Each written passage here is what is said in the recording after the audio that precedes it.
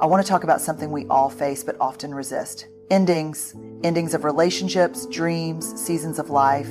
They hurt. And our first reaction, we either cling to what's falling apart or we numb ourselves, pretending it doesn't matter. But here's the truth. When we refuse to let something end, we refuse to let something new begin. A friend of mine was in a job that drained her. Every Sunday night, dread crept in like clockwork. She'd vent, she'd cry, but she stayed. Because leaving meant facing the unknown, and the unknown that felt scarier than the misery she already knew.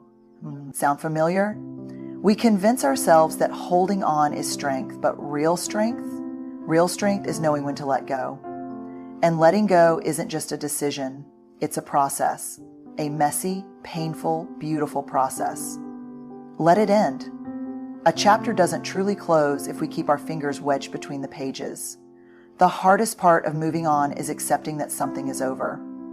And we fight it. We replay conversations, rewrite the past, search for second chances, but clinging to what's already broken won't fix it. Closure isn't something you get, it's something you give yourself. We have this idea that endings are optional, like we can negotiate with reality. We convince ourselves that if we just try a little harder, hold on a little longer, things will magically go back to the way they were. But the truth is that some things, some relationships, some dreams, some seasons of our lives are meant to end. And no matter how tightly we hold on, no matter how much we bargain, there comes a moment when we have to loosen our grip and let go. I had a friend, Jake, who spent years in a relationship that had already ended, emotionally, if not officially. He and his partner had stopped being them a long time ago, but neither of them could bring themselves to say the words out loud. He told me, "If I walk away, it means I failed." And I get that. I do. We tie so much of our worth to what we can hold on to. But staying in something that's already over isn't love and it isn't loyalty. It's fear. And fear is a terrible decision maker. So why do we resist endings so much? Part of it is that we're wired to seek certainty. Studies in psychology show that our brains are more uncomfortable with the unknown than with known pain. That's why people stay in jobs they hate, relationships that drain them, places that don't feel like home anymore. Because even if it's miserable, at least it's familiar. The unknown, that feels terrifying. The other part is grief. And I know grief is a heavy word, but endings are a form of loss. And loss, no matter how big or small, demands to be grieved. Whether it's a relationship, a job, a dream that didn't work out, or just an idea of how life was supposed to go, it's still something you hoped for, something you invested in, and when it's over, it hurts. But here's where we get stuck. We think that by refusing to let something end, we can somehow outrun the grief. We think that if we just keep holding on, if we check their social media one more time, if we keep the number saved in our phone, if we leave the door open just a crack, we won't have to feel the full weight of what's gone. But that's not how it works. Avoiding an ending doesn't prevent the pain, it just prolongs it. The moment we accept that something has ended, we give ourselves the gift of starting again. And that's not easy. It's not a light swing moment. It's a series of small, courageous choices. It's choosing every day to stop rewriting the past and start walking toward the future. Even when you don't know what that future looks like yet. And let's be clear, acceptance doesn't mean you're happy about the ending. It doesn't mean you don't still wish things had turned out differently. It just means you've stopped fighting reality. And when you stop fighting reality, you free yourself to build something new. Maybe that's where you are right now, standing at the edge of an ending, afraid to take the next step because you don't know where it leads. If that's you, I want you to hear this. It's okay to be scared. It's okay to grieve. But don't let the fear of the unknown keep you stuck in something that's already over. Let it end. Because only when you let it end can you begin again. Let it hurt. I know, this one is brutal. But pain doesn't disappear just because we ignore it. We have to feel it, sit with it, honor it. Research shows that avoiding emotional pain actually makes it last longer. Ever notice how pushing feelings down is like trying to hold a beach ball underwater? Eventually, it explodes back up. So let yourself grieve. Cry in your car. Take long, sad walks. Give your pain a voice.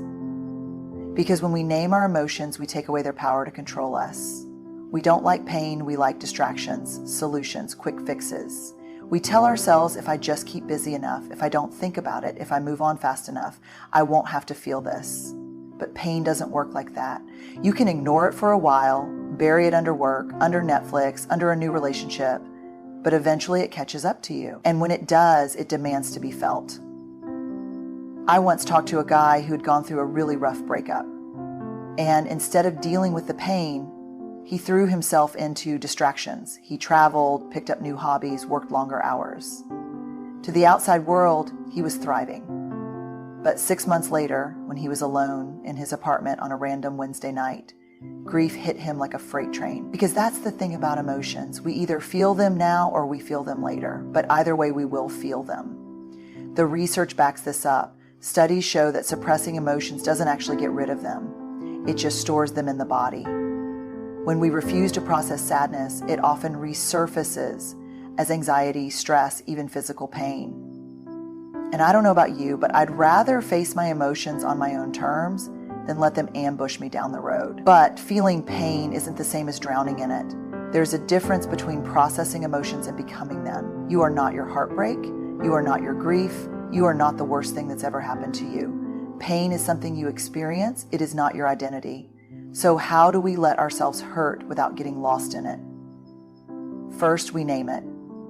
Neuroscience tells us that simply labeling an emotion, this is sadness, this is anger, this is grief, reduces its intensity. That's because when we put words to what we're feeling, we shift from emotional overwhelm to emotional awareness. And awareness gives us power. Second, we stop apologizing for our feelings. How many times have you caught yourself saying, I shouldn't feel this way, or I should be over this by now? Listen, there's no timeline for healing. There's no right way to grieve. The only way out is through. And third, we create space for healing. We don't rush it. We don't force it. We let it unfold. Healing isn't about waking up one morning and suddenly feeling fine. It's about waking up and saying, today I will be kind to myself. Today I will take one step forward, even if that step is just getting out of bed, even if that step is just breathing. I know it's tempting to run from the pain, to numb it, to busy yourself, to pretend you're fine. But when we refuse to let ourselves hurt, we refuse to let ourselves heal. So let it hurt. Let yourself feel it all. Because on the other side of pain is freedom. And you deserve to be free. Let it heal. Healing isn't passive. It's not about waiting for time to do all the work. It's about choosing every day to release bitterness, to stop rehearsing the what ifs. It's about rebuilding yourself, sometimes from the ground up. And healing isn't linear. Some days you'll feel okay, and the next you'll hear a song or catch a familiar scent, and the grief sucker punches you all over again. That's normal. Healing is not the absence of pain. It's learning to carry it differently. We tend to think of healing like a straight road, point A to point B, but in reality, it's more like a winding trail full of detours and unexpected turns. Some days you'll feel like you've made progress, and then out of nowhere, something small, a place, a memory, a date on the calendar will bring it all back. And in that moment, it's easy to think, I haven't healed at all. But that's not true. Healing isn't about never feeling pain again. It's about learning how to live alongside it without letting it control you. A friend of mine, David, went through a really tough divorce. And for the longest time, he thought healing meant getting to a place where he didn't think about it anymore. So every time the memories resurfaced, he felt like he was failing. Why does this still hurt? He'd ask. And I'd remind him, because it mattered. We don't heal by pretending something didn't affect us. We heal by acknowledging that it did and choosing over and over again to move forward anyway. One of the biggest myths about healing is that time alone does the work. Time heals all wounds. We've all heard it. But the truth is, time doesn't heal anything if we're not intentional about how we use it. Time can pass, but if we're still clinging to resentment, if we're still replaying the same painful stories in our heads, we stay stuck. Healing isn't about waiting, it's about participating. And healing takes courage. Because sometimes the hardest part of moving forward is letting go of the version of ourselves that existed before the hurt. We hold on to the past because it feels familiar even when it's painful. But growth asks us to step into the unknown. It asks us to trust that what's ahead can be just as beautiful, even if it's different from what we imagined. So how do we let ourselves heal? We stop obsessing over closure. The truth is, we don't always get the explanations we want. We don't always get an apology. Sometimes, the person who hurt us moves on without ever acknowledging what they did. And we have a choice. Do we stay stuck, waiting for an answer that may never come? Or do we decide that we are worthy of healing, even without it? We stop making pain our home. Pain is meant to be a visitor, not a permanent resident. But sometimes we get so used to our suffering that we build our identity around it. We tell ourselves, I'll always be the person who got left. I'll always be the one who wasn't enough. I'll always be broken. But you are not your past. You are not your worst moment. And healing starts the moment you decide to stop defining yourself by your wounds. And we allow joy back in. This one is tricky. Because when we've been hurt, feeling happy again can almost feel wrong, like a betrayal of our pain. But joy and grief can exist together. You can miss what was and still embrace what is. You can still laugh, still love, still wake up one day and realize the weight isn't as heavy as it used to be. That's not forgetting, that's healing. So let it heal, not all at once, not perfectly, but in small, brave steps. Because you deserve to move forward. You deserve to be whole again. Let it go. Letting go isn't erasing the past, it's making peace with it. It's choosing not to let it define you. We can't change what happened, but we can choose how we carry it forward. And here's the thing. Letting go doesn't mean forgetting. It means remembering without reliving. It means holding gratitude for what was without being shackled by it. We talk about letting go like it's a single moment, like it's as easy as flipping a switch, deciding, okay, I'm done carrying this now. But if you've ever had to let go of something or someone, you know it doesn't work like that. Letting go is a practice. It's a series of choices we make, sometimes daily, sometimes minute by minute. And some days we'll get it right. We'll feel light, free, untangled from what hurt us. And then, without warning, we'll hear a song, see a familiar face, or remember something small and insignificant, and suddenly we're back in it. Back in the hurt, back in the longing, back in the past. That doesn't mean we haven't let go. It just means we're still learning how. A woman I know, Rachel, spent years holding on to resentment after a painful betrayal. And I mean years. She told me, if I let this go, it's like saying what they did was okay.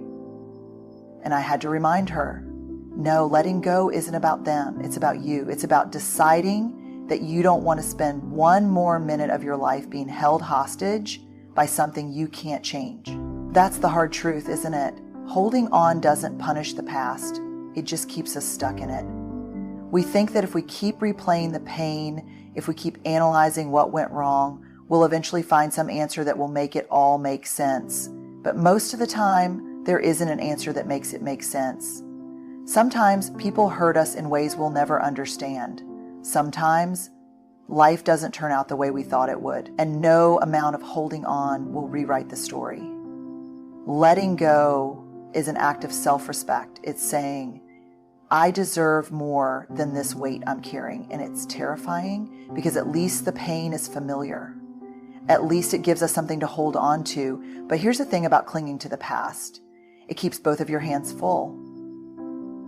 And when your hands are full, you can't reach for anything new. So how do we let go when we don't know how? We remind ourselves that closure isn't something we get. It's something we give ourselves. If you're waiting for an apology, for an explanation, for someone else to make it right, you might be waiting forever. Closure isn't a door someone else gets to close for you. It's a decision you make to stop standing in the doorway. We stop trying to rewrite a past that can't be changed. If we're honest, a lot of our pain doesn't come from what happened, it comes from our refusal to accept it. We keep thinking, if only they had stayed, if only I had done things differently, if only it had worked out. But we can spend our whole lives living in the if-onlys, or we can choose to live in what is.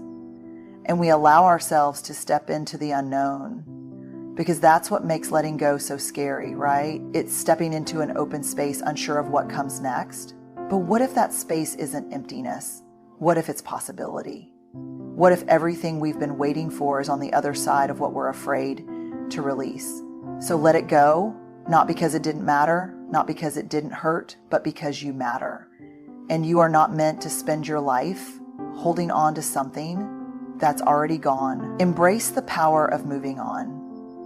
Moving on isn't about pretending something didn't matter. It's about acknowledging that it did and choosing to keep living anyway.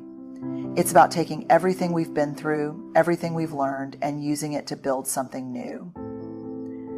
Moving on isn't about getting back to who we used to be. It's about becoming who we're meant to be now. We tend to think of moving on as this clean-cut moment, like one day we'll wake up, stretch our arms, take a deep breath, and suddenly feel completely unbothered by the past. But real life is messier than that. Moving on isn't about erasing the past, it's about integrating it. It's about saying, yes, this happened, yes, it changed me, and yes, I'm still here. A friend of mine, Anna, lost her job in a way that was deeply unfair. She was heartbroken, furious, stuck in the loop of why did this happen? And what did I do wrong? And for months, she stayed there. And who could blame her? Moving on felt impossible. Because moving on meant accepting that what was wasn't anymore. It meant stepping into the unknown. And the unknown? It's terrifying. But one day, she asked herself, how much longer do I want this to be the thing that defines me? And that question changed everything. We don't move on because we get answers. We move on because we decide that our future deserves more of our energy than our past. And that's a decision we have to make over and over again. So what does moving on actually look like? It looks like forgiveness. Not for them, but for you. And I know forgiveness can feel impossible, especially when the hurt runs deep, but holding on to resentment is like drinking poison and expecting the other person to suffer. It doesn't heal us. It just keeps us tied to what broke us. Forgiveness doesn't mean what happened was okay. It means we're refusing to let it own us anymore. It looks like rewriting the story we tell ourselves. If we keep telling ourselves, I was abandoned, I was betrayed, I failed, then that's the story we'll live in. But what if we reframed it? I learned, I survived. I am stronger because of this. The way we narrate our own lives shapes the way we experience them. Moving on starts with choosing a narrative that serves us instead of one that keeps us stuck. It looks like allowing ourselves to dream again. When we've been hurt, it's easy to shut down possibility, to tell ourselves, I'll never love like that again. I'll never take that kind of risk again. But healing isn't about building walls. It's about opening doors. Moving on is saying, I'm willing to try again.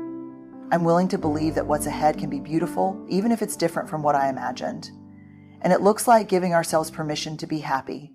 Sometimes the hardest part of moving on isn't the pain, it's the joy. Because after we've spent so long grieving, happiness can feel unfamiliar. We wonder if it's too soon, if we're allowed to feel good again. But we are. You are. Moving on doesn't mean forgetting. It doesn't mean the past didn't shape you. It means you're choosing to live fully in spite of it. So embrace the power of moving on. Not because it's easy. Not because the past didn't matter. But because you matter. And you are meant for more than what you've left behind. Life will ask us, over and over again, to let go of things we thought we couldn't live without. And every time we'll be faced with a choice, stay stuck in what was or step bravely into what can be.